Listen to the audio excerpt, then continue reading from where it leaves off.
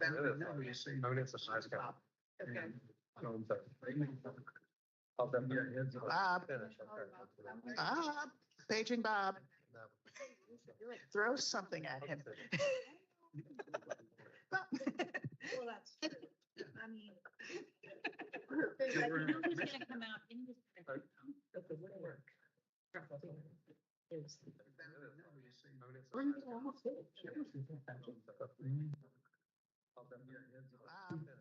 Michelle, is the system on? Okay.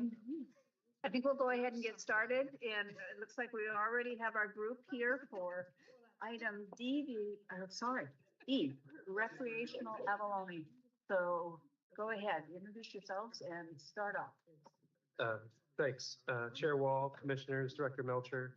My name is Scott Grove, and I'm the Resource Assessment and Management Section Leader. I'm here today with Steve Rumrell, our Shellfish Program Leader, and Kendall Smith, our Rocky Reef Biologist.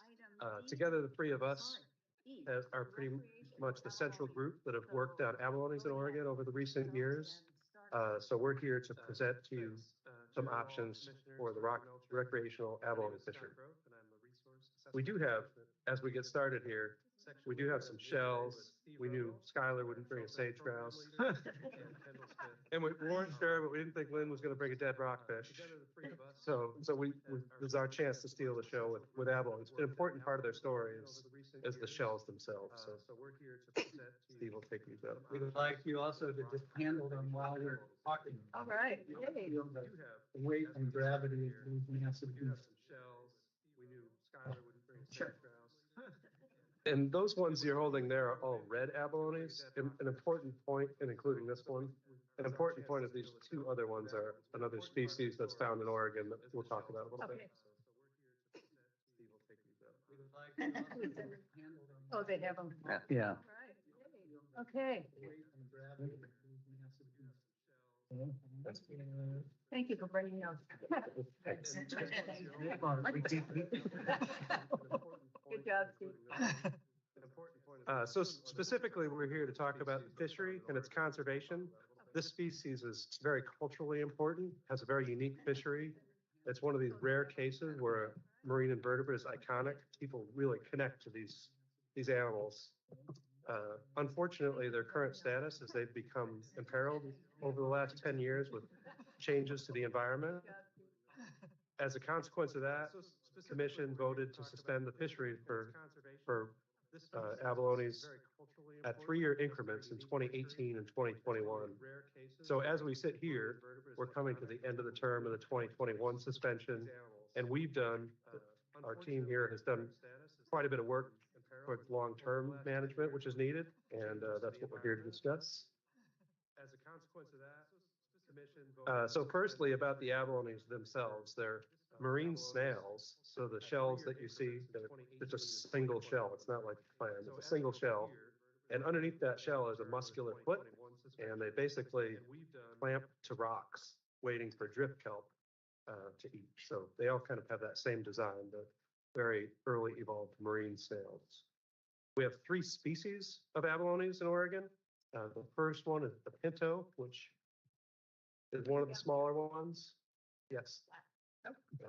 Last one. The first one is the pinto. Those are rare in Oregon, but that's the only species of abalone that ranges north of us. They go all the way into Alaska, BC, and Washington. The next one is the flat abalone, very important to Oregon. Oregon is a stronghold to that species, kind of in between Southern Oregon and Northern California is where most of its population is. And those 2 species, they're fairly small. They're about the size of your hand at full size, and that's juxtaposed to the red abalone, which is the largest species of abalone in the world. Sporting them. So we're in a unique position in Oregon where we're right at the northern range extent of red abalones in Oregon. It ends at Coos Bay. And on biology. So as I mentioned, these abalones live on rocky reefs. They have to clamp to rocks and can only really move around in rocks, so they're real limited. They're sedentary. Maybe a journey of 50 meters might be a lifetime journey for them as adults. The only time they really move is when they have to because there's no food. So it's just basically crawling to find another spot. They eat drift kelp, which is not directly on kelp, but like they'll be in an area where there's a kelp bed and eat the kelp that breaks off, and then they trap it. As a method of reproduction, they're broadcast spawners. This means male and female abalones simultaneously emit gametes into the water. And if those abalones are close enough and the timing's right, that'll form a fertilized larva. Then the larva travels through ocean currents, and if it's super lucky, it lands in a place suitable for abalone. So as you might imagine, this is rarely successful. And so they've evolved long lives to give many chances at reproduction. The abalones were about 15 years old to reach our minimum size of 8 inches we had in Oregon, and they lived into their 50s, so really long lived. And I guess I'd add that style of reproduction is called sweepstakes reproduction. That is just a few winners and a lot of losses. Move on to fisheries. Abalones are rare worldwide. They're only found really in places with cold water and vegetated temperate reefs. So Australia, New Zealand, Japan, and the US West Coast are pretty much the places. They have very high value, one of the most valuable food fishes. And consequently, there's been a fishery for almost every abalone that I've ever encountered. In Oregon, we've had a fishery for flat abalone that occurred, it was a commercial fishery, sorry, that occurred between 2001 and 2008, when Commission closed that due to population concerns. Similarly, the red abalone had a short commercial fishery in the early 60s that was closed because there was less than commercial quantities as they thought of at that time. And then last, the most durable fishery has been this recreational red abalone fishery, which was just suspended in 2018, but it occurred for many years prior to that. As part of the fishery, we had harvest cards where people reported their landings. So some of the statistics are about the fishery are from those. And we were issuing about 300 permits each year in Oregon, which resulted in the take of about 189 individual abalones each year. Importantly, about 95% of that harvest was right around the city of Brookings. And then in terms of methodology, about half of the take was from scuba divers, and the remaining half was split between free diving and shore picking or just pipe field. And just for comparison, we have this fishery with 300 permits and 189 animals. California's fishery in a similar time frame was 25,000 permits and approaching 250,000 abalones harvested. So we are just a baby piece of the pie and the stock. On to the status of red abalone, and the Oregon stock has been declining due to this poor environment. We haven't had much kelp in the last 10 years or so, and that has had a big impact on the abalone stocks. There's been no fishing effect for the last 6 years. It's been closed, but that has not really helped. Next, the regional stock, California stock, is facing very similar conditions. They've also had a precipitous drop off in densities, and the fishery has been closed in the same time frame, and they are focused on recovering those stocks. More specifically, on the decline of abalones, we're able to do quantitative surveys in recent years. Very hard to do these surveys. If you can see that photo, you're dropping people off in the whitewash right up against the beach. The animals are cryptic. They're under rocks, in cracks, and in like 5 feet of water with breaking waves and all that. Steve secured funding to do these surveys, and what we found, as was in your agenda item summary, is low densities that are continuing to decline.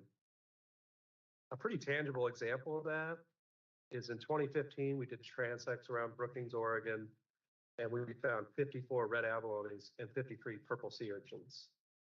In 2022, we did the exact same surveys using the same methodology, and we found only 11 red abalones and 11,000 purple sea urchins. So that moves us to environmental change. This one has some animations in it, so be patient and look back and forth. So nearshore waters have experienced tremendous change in the last 10 years.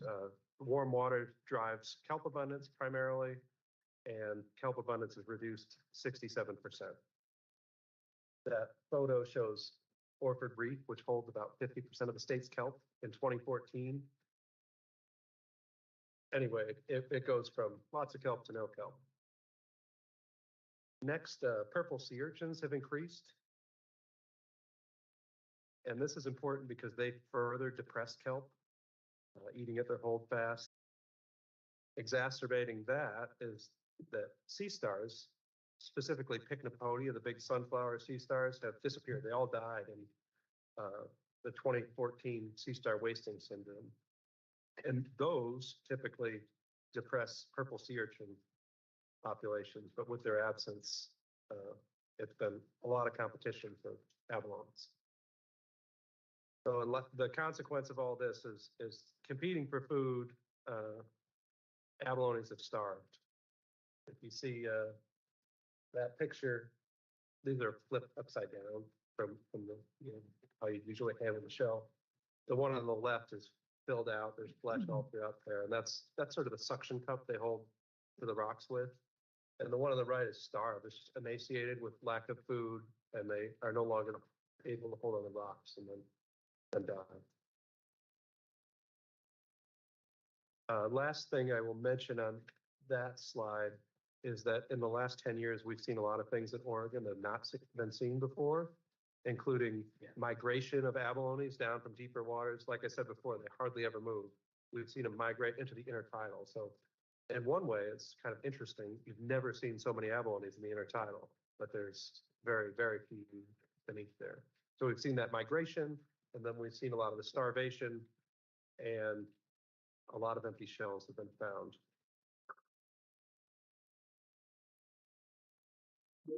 These two photographs are from our marine habitat project. They do fixed wing surveys of kelp, taking infrared photos along the coastline. And this was done in 2010 and 2022. If you see the orange and the green, that indicates surface and subsurface kelp. And this picture is around the city of Brookings, so important to abalones. And you see the big difference between 2010 and 2022. That's an 82% reduction in those kelp beds in between those two times. So the actual size of the pie, that they're eating from is dramatically reduced. Next is this informational conservation fishery management plan. Kendall Smith here is the primary author on it and has all the details, but I'll give you a little overview. It's composed of two sections. One is the resource analysis that just kind of says what we know, what the threats are, and updates what we know about the research. And the second part is conservation and management. And those are strategies we could use to manage it in the future. Importantly, this CFMP is sort of for internal ODFW use, and it tells us when we need to come talk to commission. And as we have it set in there, we plan to revisit this subject whenever things change in a regulatory way or environmental way, or at a minimum, each 10 years. So I'm going to highlight just a couple cool components of this CFMP. And first is the genetics. So this was a really impressive project. Kendall here organized commercial, recreational, tribal, academics, and even Oregon Sea Grant to help her find abalones in all of the little nooks of Oregon where they exist. So it's just a pocket of population here and there. So Kendall was able to work with experts to find each one of those, and then non-lethally snip a piece of the tentacle off and work with researchers in California to determine the genetic source of those animals. So what she found was Oregon's red abalone are simply a part of this regional population. They're not their own population, and therefore they're not self-sustaining. They actually rely on dispersal from that main stock. And that graph you see on the upper right is somewhat complex, but the high points of that are it's a principal component analysis that shows genetic similarity between individual abalones, and each dot is an abalone. And the take home here is that our populations, the Oregon ellipse up there, just directly overlaps Central and Northern California, is telling us this is nothing separate. This is part of a regional population. Another important component of the CFMP is fishery triggers. So we, again, using these internally to when we need to bring this to commission. And we developed two very simple triggers. The first one is that a regional fishery must be active. California's fishery being more than 1,000 times greater than ours, them central to the science. It's important for us to kind of lean up over their shoulders because there's no way we could handle that fishery pressure on our own. The second one is to set a minimum density for us to consider an opening, and it's set at that 0.1 number, which it's roughly a density that we feel things are going pretty good for those abalones.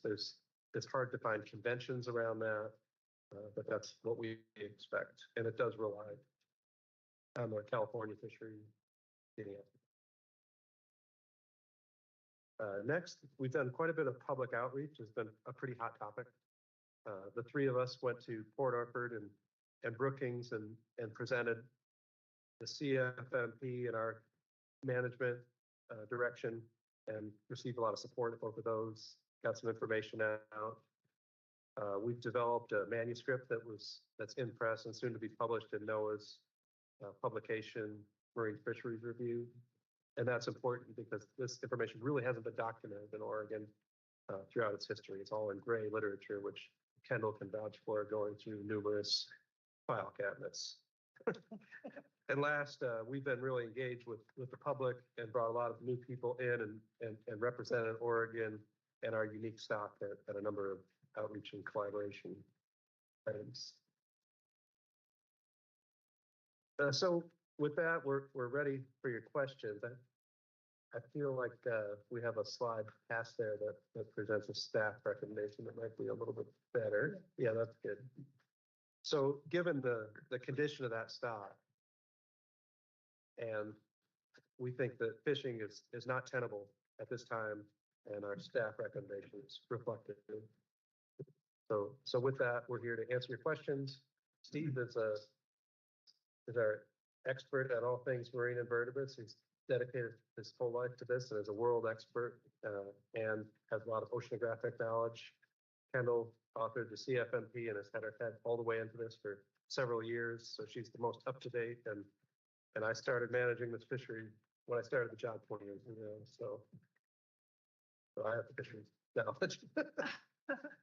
It looks like you have some questions already, so let's start with Commissioner Khalil, King, and then Labhart. So I was wondering if you could speak a bit to any conversations that have been had around this, plus otters and the reintroduction of otters to Oregon territories. Just reading through these numbers, and otters keep screaming out to me as I see sea urchins and kelp beds and even their indirect relationship with abalone. Yeah, thanks, Chair Wall. Commissioner Khalil. Yes, it's an excellent question. So what we're talking about is the possible reintroduction of sea otters, southern sea otters or northern sea otters to the Oregon coast. Sea otters used to be here, but they were extirpated over 100 years ago. But you've heard this concern about bringing them back. There are some likely ecosystem benefits associated with bringing back otters. As keystone predators, they would prey heavily on sea urchins, which Scott pointed out are competing for space and food for abalone. But we can't kid ourselves, they're also very heavy predators on abalone. So in particular, in the stressed time that we have now, where kelp beds have decreased, the abalone, as Scott's described, have come out of their cryptic hidden habitat and are exposed, they'd be easy pickings for otters. In a healthier kelp world, healthier ocean world, they would be subsisting down in those cracks and crevices. Drift algae would drift down to them, and they would be beyond the little short arms of the sea otter. So they can persist together, but we're in a strange situation. So we are very aware of the potential impacts about sea otter introduction on abalone, and also very aware of the potential benefits associated with sea otter reintroduction on helping reduce the numbers of competing birds. Right, thank you. Yeah. Yeah, I'm just want to feel about otters. Otter Inc., right? Thank you, Joel. Otter Inc. is the name of, she's an artist. Who does something that, all sorts of things that I don't understand. But it's the question about otters. My question is, can you explain the sea star wasting? Was that the year of the blob? So thank you for that excellent question as well. What we're talking about, sea star wasting is a disease that impacted multiple species of starfish or sea stars, and it was directly associated with the blob, which is the shorthand for a marine heat wave. Right. It's unusually warm seawater that extended all the way from Alaska down to Baja. Yes, they're definitely correlated in time. We don't know what the direct cause and effect relationship is, but when the near shore waters were warm, and it impacted the shore, that's when we saw the sea star wasting. And they did not recover. Well, I mentioned over 20 species affected by this disease. Some, like the ochre star that we're used to seeing in the Rocky Intertidal, has recovered very well. Other sea stars, as Scott described, the big sunflower sea star, the predator of urchins, has not recovered. And that one is on the red list for imperiled and threatened species. And we're waiting federal decisions in placing the sunflower sea star on the threatened endangered species list, which is here in March of next year. So that one definitely has dropped way down. Our populations here in Oregon decreased by over 90%, closer to 98%. I think it's 90% throughout the whole biogeographic range from Alaska down to Baja. So there's really different. We have other species, big predatory sea stars as or others as well that we don't have data on. So that was very widespread. Some talk about it as the largest marine disease event in known history. And I promised you I'd ask you about the lapels, the lapel pin. So I'll give you an opportunity to explain your pin. Thank you very much. So I'm wearing a pin that links Highway 101 with California to the south and Oregon to the north. This opportunity to emphasize again that we're looking at a regional population with its center in California, Northern California, and here in Oregon, Southern Oregon up to Cape Oregon, is the very fringe of the northernmost geographic unit of that species. So we're in a weird situation of dealing just with the fringe of a bigger population located to the south. And my final comment, you brought the beautiful shells, and I know because we've done an interview together that you're a guitarist, and you use these shells for something, your frets or something? Yeah, so abalone is worked into the fret pinpoints and the rosette around them, and it's a beautiful piece. I mean, everyone recognizes them for the beauty of the shell, but also just that beautiful nacre. If I wear an abalone necktie today as well. So it's very prized, not only red abalone, but abalone around the world as a jewelry, the gallery. Thank you. So I don't have a question for Kendall. I wish I did, so she can. So Steve, I remember, I don't know, probably 4 years ago when we went down in Southern Oregon, and you showed us the pictures of the interaction between the kelp and the sea urchins and the abalone. And so in those 4 years, what have we, the sea urchins are still crazy. And, that's probably why we're going to vote to almost permanently ban this for a while. And so we've got to do something about the sea urchins. What have we done in the last 4 years as managers of this resource to try to address the sea urchins problem? I'm happy to answer. I'm looking at Scott. You want to take it? Sure. Commissioner Labhart, Chair Wall, I think maybe that's a two-part one. It's been something that's been quite on our mind. We've really stepped up our monitoring to understand the problem. We've worked with collaborators to even further understand the problem and the network issue there. We have worked with NGOs like the Orca team to allow like widespread smashing of sea urchins. But I would note that the prevalence of sea urchins really is a symptom of an ocean that's not in good shape.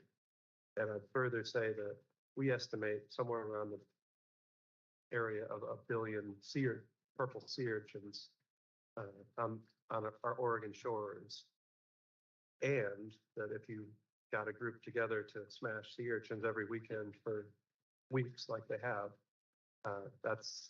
they've done about 50,000 sea urchins. So it's not really controllable from the beach as we see it right now, but we're trying to understand that. And we've worked with those groups important to the red abalone. Where they have worked are areas that are important to red abalone. So we've guided them towards places where at least it can reduce the spatial competition with red abalones.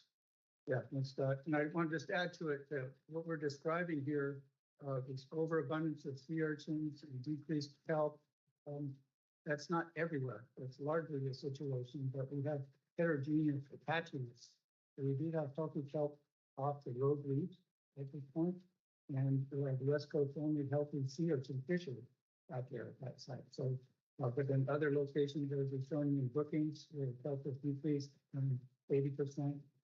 Local reef has gone way down, but it's not everywhere. So there's some spatial differences that we don't understand at this point.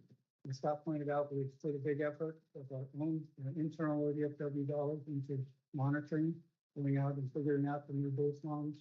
We've sought financial assistance and received it from the U.S. Fish and Wildlife Service, competitive and state wildlife grants to fund mineral work. Some of that's done in collaboration with the University of Oregon scuba divers. We're working with our partners at Oregon South Alliance, based out of Cook and Corford, and they're doing the smashing of culling of urchins, in particular at Narrows Cove, exploratory cyclone and victims, and also great one as well. But we're not kidding ourselves that human culling is such a small scale effort that we're not going to be able to solve this big region-wide ecological problem that's with that. But we're trying to run. Is there any researchers out there that are sea urchin specialists that are doing research to try to figure out some way to, rather than just smashing them, some way to control or manage these species? Is there? I can add one in particular. Dr. Sarah Graveland of Oregon State University, she's a behavioral invertebrate ecologist, and is very interested in the response of purple sea urchins to contact from the big predatory sea stars.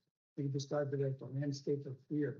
And she's doing underwater work in Alaska, trying to learn lessons there that will be helpful for us here in Oregon. But the landscape of fear is when a big predatory sea star bumps into and has contact with purple urchins. What do? They run like heck. That's what they do. If she's trying to document that, she's trying to sort it out. Others are Dr. Aaron Galloway at the University of Oregon, based in Charleston, has been working to document the rates of predation by those sea stars, trying to figure out if recovery of sea stars could be an effective tool to help reduce the number of urchins besides human toxins that have been recovered. I would just add to Steve's comments that we have done a tremendous amount of work over the years. ODFW has done quite a bit of sea urchin research, so we're part of all of those efforts.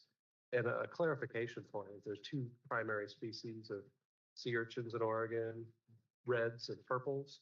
And the problem we're describing is all purples, and those are little guys. And the fishery we have is red sea urchins, and they're much bigger. And those stocks are kind of doing okay and providing a fishery that's very valuable. So it is important to note the difference.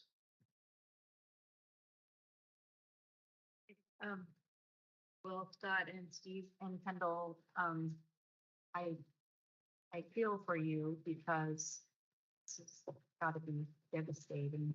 And it's devastating for all of us in Oregon, right? But for people who dedicated their life to it, so sad. I guess I have a question about the sea stars or the purple urchins as well. You know, they're kind of like a monoculture, right? Like they're kind of coming in like a monoculture. It seems like. Do you see examples in other places in the world where there's like maybe a massive die-off of them just because of changing conditions? Like if the waters get cooler or something changes, could you see that happening? And then my second question would be, you know, if there's an opening, you know, are there places where the kelp beds are then regenerating? It seems like you gotta have. Oh, Right. Thank you, Commissioner Hatfield Hyde. I would say regarding purple sea urchins that you have a good feed on how to frame that. Yeah, so the urchin barrens, the monoculture, or we call that urchin barrens, those are noted throughout the West Coast right now. And they can form quickly, and then the urchins can move at times, so you don't really know what controls them or where they go. But when they do form, they eat everything around. The urchins can live in a semi-starved situation, even when they don't find big pieces of seaweed or kelp to eat. They can get enough of their essential nutrients, just like from the water. They can persist in a long time in that hard state. And so urchin barrens are being looked at by ecologists and folks all over the world. They're known in multiple species, but again, I want to emphasize that not everywhere in Oregon is an urchin barren. So we do have some locations where it doesn't look that dry, and other cases where it's very high. But documented, the Earth has reached 350 million new urchins. That's a lot of new urchins. And thanks for framing that. I just, one of the things I want to point out about that is the only constant in the nearshore has been dramatic change recently. So we don't know what's going to happen next. And disease has been a major issue with sea urchins in other places. So there's no real rules. We're kind of working in open space in regards to the nearshore right now. But we're finding there's a lot of excitement to try to change things because they've gotten so bad with sea urchin barrens. But finding ways to do that is challenging. So it's a large problem in the world's largest ocean. Hard to. I want to make one other point. This, in that unusual patchiness that I was talking about, and how everywhere is in catastrophe. This year, off the coast of Depot Bay, we saw a very nice healthy kelp bed. And I think that was the largest kelp bed that's been documented, in many years. So some spots are being recovered. We haven't had a chance to put eyes on ground there, and some scuba divers are. But anyway, there are some sites where kelp is doing that. Thank you. One other quick question. Okay, you go ahead and then I'll ask you. A quick question, I hope. So I'm understanding the blob, the marine heat wave, killed the sea stars, then the urchins overpopulated because their main predator went away. And now we have urchin barrens because they're eating up all the kelp. So I think I'm understanding that cycle. Okay. My question is, if some miracle, there's some wasting disease for the urchins and they all go away, how long does it take to grow a kelp forest?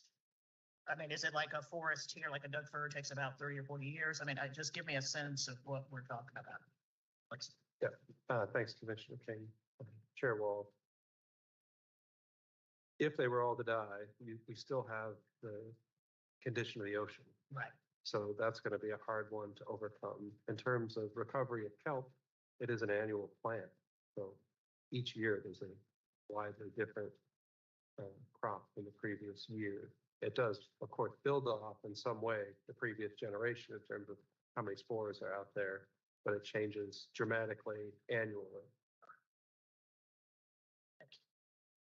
I have a couple questions, and Mike Chair Hatfield Hyde, my response when I was reading this was, This is awful, and it's gotta be orders of magnitude worse for you writing it, and watching it in slow motion.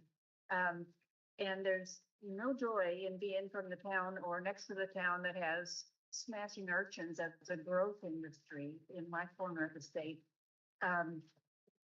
The question I have, and I know there's not a good answer for it, but the immediate thing you go to is what's it say about our entire nearshore ecology, if you will? What's the habitat health? And you already talked about this, and maybe instead of just asking that and depressing myself further, what about, like, are there other points of optimism, like the Depot Bay kelp coming when we weren't expecting it? Are there other things, I mean, other than it looks like this species is blinking out, and that's got to say a lot about the nearshore habitat health? Where, if we're not going to be a bunch of helpless victims, then where are the spots that you're looking most? Thank you, Chair Wall. Thanks for that question. It's good to get a positive spin here. And I bet we all have, I think we all have something. So I'm just going to say a couple of things positive. Is this situation happened very quickly. Everything changed very quickly. And when we reviewed the long history of the fishery and the stock, there was a couple other times when things changed quickly and did recover. Not necessarily related to kelp, more freshwater input and stuff like that. But that is a possible bright spot. And in a weird way, climate change could be a possible bright spot as the warmer waters shift northward. Oregon may be more suitable for the central range of abalone. So it could be an effect in the future that those waters that are suitable for Oregon or for abalones that's currently California could be in Oregon. So we get California's product? I'm trying to make It's the that- best luck. It's trying hard. You're doing well. That was good. Kendall, do you have what would you say positive about? Anything. Well, okay. Chair Wall, commissioners, I think the positive outcome, especially of this work that we've been able to do, has been the collaboration with our neighboring region. So we're now working with the California Department of Fish and Wildlife to sort of, figure out next steps. What are the future ways that we can handle this problem, and how can we manage it more as a regional population instead of, state to state? Because we are, communicating with the researchers down there, and they're saying that they don't even fully understand their stock at the very northern portion of the state. And it's probably because it's very similar to our stock here in Oregon. And the research that you saw up on the screen in the graph showed that we're potentially not even reproducing sustainably in our state, which means that our abalone, might not be spawning at all. And it could be that California's population in the central area of their range is what's sustaining ours. So by working as a more regional strategy, we might be able to work on the health of that part of the population, and that'll increase the health of our population. Yes. Last question is with climate change impacts and these other threats, and because it does happen fast, is our current monitoring enough that we'll have any warning if it goes the other way? If it gets, I don't know how it can get much worse, but if it does. Do we have monitoring to keep track of these even while we close the fishery? I can say that we have more monitoring going on now than we did 5 years ago. So we've up the number of eyes and data sheets being filled out by supervisors to keep track of what's going on in the site management.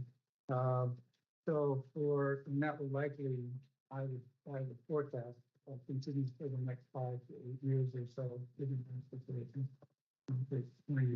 We don't have a dedicated program for abalone monitoring, but we have dedicated plans for that. And so we're putting that together in these fundraising efforts, and that's the situation. Or we can discuss that both more, or. What did you say? No, I'm thinking, we go from wolves to sage grouse to abalone. So just, it is kind of amazing, even though this is a bit of a sad story. It really is amazing what we do. It's So- amazing what the staff does, I should say. That's That last part is especially true, I have to say on this. It's remarkable. Let's get a motion on this one then, if there aren't any questions, and we do not have public comment or public testimony, Yeah, I could make a motion, Exhibit E, right? please. I move to amend OAR 635-039-0090 as proposed by staff in attachment 3. Second. Thank you. Then moved and seconded to amend OAR 635-039-0090 as just read into the record, and we'll do a thumb vote on this one. Those in favor? It's unanimous. Michelle, great thanks to all three of you. Just a Yeah. comment, it's just really a sad day when the commission is voting to shut something down pretty much forever for the foreseeable future. You know, it's just a sad day. We don't usually want to do that. But I totally agree. I know, there is even place, but maybe you'll come back and tell us. Thanks for bringing, Yes, this is. yeah, you guys get extra points for like Yeah. bringing, yeah, you didn't bring a wolf. A seawolf next. Bring a seawolf. Thanks, Steve. Let's move to item F. Thanks, guys. Restoration and Enhancement Program Project. And it looks like we have Tom, so we're seeing a lot of you today, Tom. You're by yourself? Is Marty here too? Yes, I'm Oh. online. Go ahead, Tom. Okay, thank you, Chair Wall. Good afternoon, Chair Wall, Commissioners, Director Melcher. For the record, my name is Tom Stahl. I am the Acting Deputy Administrator for Inland Fish. The agenda item we have before you today is for the Restoration and Enhancement Program, which is a funding program that funds the restoration primarily of infrastructure needs as well as the enhancement of fisheries. It has a board that provides recommendations for funding. The information for these, there are two decisions before the board today. One is around funding for 2 different recommended projects, and the other is for appointment of 2 new board members. Information is in your packets. These draft motions are in your packets, and Marty Olson, the R&E and STEP coordinator, is available online. And with that, we can take any questions that you may have.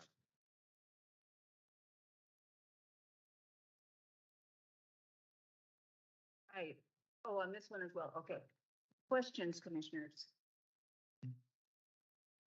All right, just one quick one. On the Solits project, it was to deal with PHOS, right? Sure, well, that is correct. That project is to assess what PHOS is, or the percentage of hatchery fish on natural spawning grounds, Thank you. is at a population scale. Currently, we're monitoring at a stratum level, which is a much larger geographic area. And this is to understand what that is at a population scale In select. in the In the select. select. And we don't know what it is right now, so we'll just. Okay. All right, any other questions? Otherwise, I will take your, No, I can. okay, Can I make a motion for both issues at once? Or is that not recommended?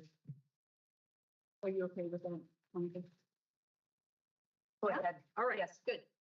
Then I am moved to approve the projects recommended by the Restoration and Enhancement Board as set forth in attachments 2 and 3.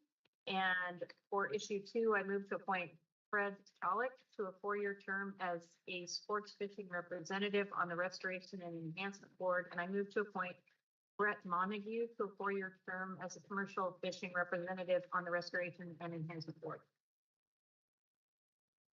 Is there a second for each, Second. for both of them? Yes. Thank you. It's been moved and seconded to first move to approve the projects recommended by the Restoration and Enhancement Board as read into the record, and also to appoint the 2 board members as read into the record. And those in favor, I think we could do this with a thumb vote as well. Thank you. It's unanimous, Michelle. All right, just a quick follow-up to the question about population PHOS. When will we know that? When will it have this information come in? Chair Wall, the plan is to start doing the monitoring, assuming this is being funded, which it sounds like it is. This coming season, which will start, I believe, in January, February through May. And I think this funding is for 2 years. So we'll get an idea after this coming winter and spring. But of course, we like to have multiple years if we can, just to account for interannual variability. Thank you. That helps. Thank you. Then we will move to item G and Thank you. access and habitat program funding. And it looks like Brian Wolfer and that must mean Travis is online too. Okay. Well, you can Yes. Go ahead and introduce it then, if you will. Chair Wall, Vice Chair Hatfield Hyde, Director Melcher, members of the commission. For the record, Brian Wolfer. I'm the Deputy Administrator in the Wildlife Division. Travis Schultz, our Access and Habitat Coordinator, is online, and so I'm going to turn it over to him and let him say a couple brief things about this project before you. Good morning. Chair Wall, members of the commission, Director Melcher. For the record, I am Travis Schultz, the Access and Habitat Program Coordinator. The A&H Board recommended project before the commission today provides a funding stopgap for 10 federally funded open fields access projects to keep them open for the 24-25 hunting season. The project provides time for the federal Farm Bill passage for additional funding for future years while maintaining access to 238,000 acres of private lands access. It also sustains our participating landowners by keeping funding consistent. With that, I'm here to answer any questions that you may have. Sorry for the frog in my throat. Thank you, Travis. Commissioner Lockhart, go ahead. Just a question, Travis, the board recommended unanimous vote on this, is that correct? That is correct, yes. Okay, thank you. Any other questions? We don't have public, go ahead, Commissioner King. Yes, it's a quick question. You said it's basically a stopgap until federal funding comes in. Could you explain that a little bit? How long does this go for? Sorry, I missed that detail. Sure. This is to provide funding, so hopefully within the next year, the legislature will pass the federal Farm Bill, which includes the voluntary public access habitat incentive program grants, which is what funds Oregon Open Fields and provides our funding for this. So it's a fairly popular program. I don't foresee it not passing, but it just, with everything in the federal legislature, is taking more time than it should have. We were hoping for a passage in September, but that didn't happen.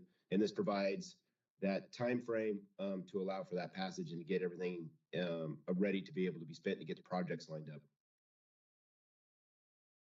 Thank you. Seeing no other questions, is there a motion on this one? Madam Chair, I move to approve the open fields access projects extension project recommended for funding by the Access and Habitat. Is there a second? Second. Been moved and seconded to approve the open fields access projects extension as read into the record. Those in favor, let's do a thumb vote. Unanimous, Michelle. Thank you all. And we'll move on to, thank you, Brian and Travis. Thanks. We'll move to exhibit X or H, sorry, jumping ahead. Proposed revocation of a 2023 commercial fishing license. And I think this is Janine. Jeff. Oh, and Kent, come on up.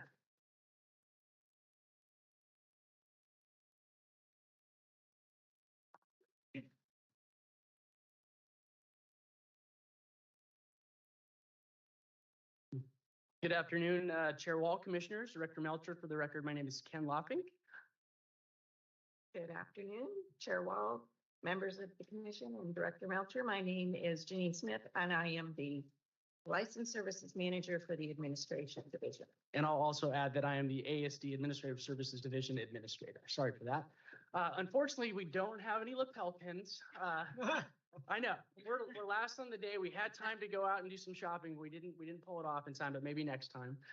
We are last up on the agenda today. We have a couple slides on the topic. Today, we're coming to you to request or recommend the revocation of commercial fishing licenses held by Long Seafood Market.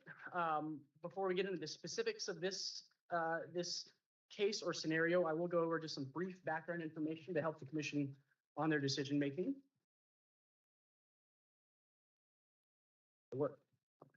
So in the state of Oregon, there's two different ways that the state can revoke or suspend someone's commercial license. First is through a court order. Something goes to court. We receive an order from that court that says X shall have their license suspended for a period of time. The second is by the commission. Both those statutes that authorize revocation of licenses are largely the same.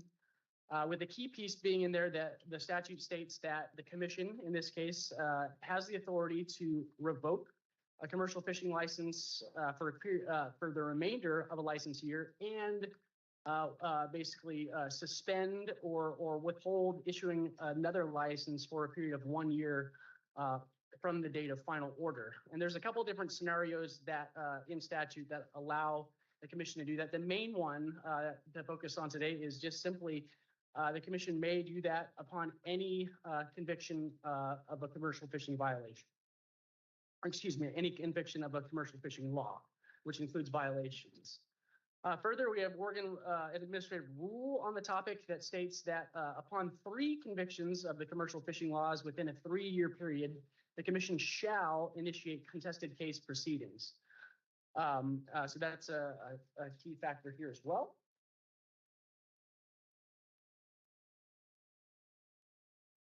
And then further, our Oregon administrative rules stipulate the considerations that the commission shall take into factor into their decision when deciding whether or not to suspend someone's commercial fishing license. And those factors are the gravity of the most recent offense, the gravity of the other commercial fishing law violations, impacts to resources of the state of Oregon and Washington, and then whether or not this individual has been convicted of other fish and wildlife laws. So that pretty much sums up the background and gives provides the commission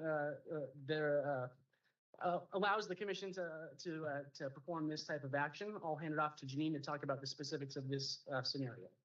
So thank you, Ken. So Chair Wall and members of the commission, a little bit about Long Seafood Market. They currently hold a 2023 wholesale fish dealer license. Since 2021, Long Seafood Market has been convicted of 5 violations of the Oregon's commercial fishing laws. Those do include 4 convictions in 2022. And a little bit about that, it is illegal possession, failure to submit records, and then failure to maintain their dealer records. ODFW initiated the contested case proceedings that Ken talked about to revoke their commercial fishing license that was held by them by issuance of that final notice to revoke the commercial fishing license on September 29th of 2023. So what we bring to you today is that all the criteria for the commission to revoke the commercial license and refuse issuance of the license have been met. And without the commission's intervention, these violations are likely to continue. Illegal take adds to the uncertainty of the closely managed fishery. It does impact viability and sustainability of our resources. Repeated offenses reduce the incentive for other businesses to operate consistent with our commercial fishing licenses, for commercial fishing laws. And that could further impact our resources. ODFW is recommending that the commission, by issuance of a final order to revoke the 2023 wholesale fishing dealer license held by Long Seafood for the remainder of 2023, and refuse issuance of the commercial fishing licenses for Long Seafood for 1 year from the date of the issuance of the final order. We've included the draft motion for your review. Thank you. Questions, commissioners? Okay. Thank you. Thank you, Chair Wall. So this is something that actually Commissioner Spielberg and I were discussing. So we revoke it for 1 year, then they can get it back. and then they can do this all again? Uh, Commissioner King, Chair Wall.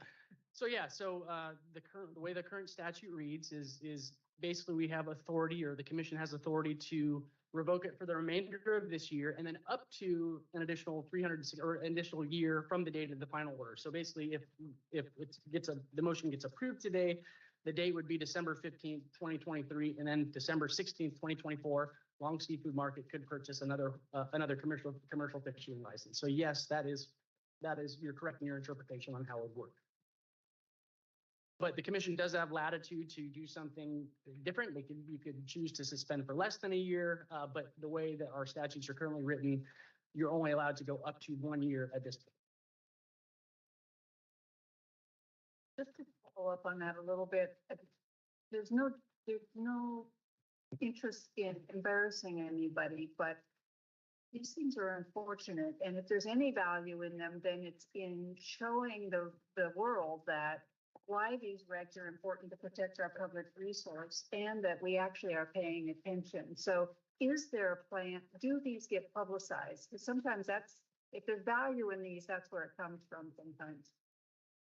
Chair Wall, we don't, we're not, they're publicized through our, public news release like today, like based on all other commission decisions today.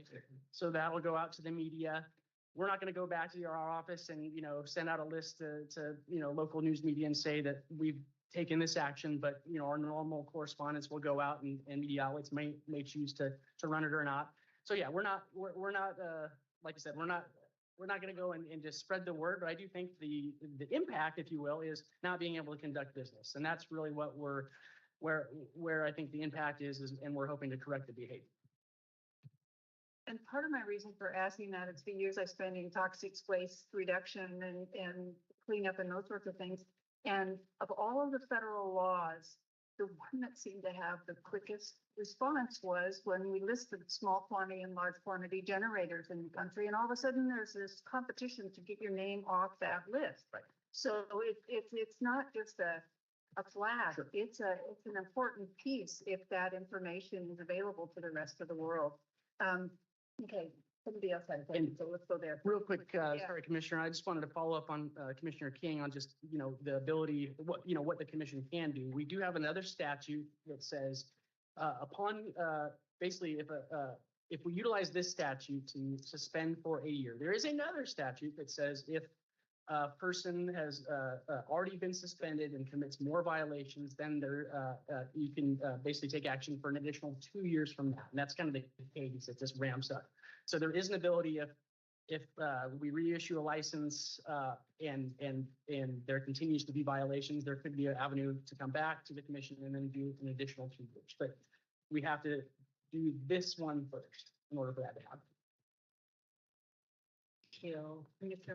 Yeah, I debated whether I was going to say anything on this one or not, but I'm only going to speak for myself. I use this statement a lot: what you permit, you promote. We took an oath as commissioners to obey the laws of the state of Oregon, and so I will be doing that. Thank you. Just one last quick question on if they change their name and come in under an LLC instead of this, or change their name, can they do that? Chair Wall, members of the commission, good question. So we can't control whether someone comes in and changes, and provides a new application, say under another LLC. What I can say is that we will evaluate the applications we receive and check and make sure that person is eligible to receive a license. And I'll just go there and that's as far as I can take it. So we have recognized through this process, and Janine and I are kind of rowing some new waters the last couple of years, and we have recognized maybe some things in our rules that we could clean up in the near future that could help us or stuff like that. And that's one of them. But I will just say that we will, if we get another application, we'll review it for whether or not we can issue them a license. Yeah. And Chair Wall, I would just add that, of course, we'll be working very closely with DOJ as we move through any of those actions. Thank you. All right, commissioners, let's see if somebody has a motion.